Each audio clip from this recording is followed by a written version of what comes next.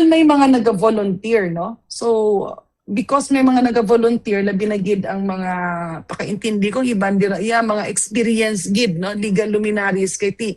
Syempre ang aton niya mga prosecutor sa Kongreso, ang most of them, well, they are all capable, natunga na ang ila oras, no, kay may politika, may legislation, may ara man ang iban dyan naga-litigation gid ang iban wala, no. So dira iya punuan, no, kang private prosecutors ang situation. So damo no duro gawa ang naga-volunteer. So may iban to nga naistorya nila, may iban niya nga in the process na ginaistorya pa, and may mga dean, no, kang mga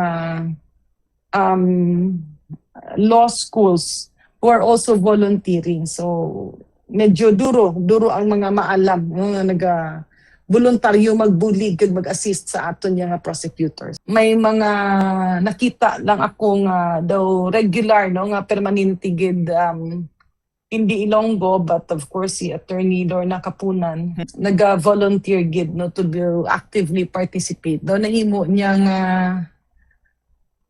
daw advokasya ang accountability and transparency. And may mga iban man hulat lang namon, no, ang official gid ni i-release nanda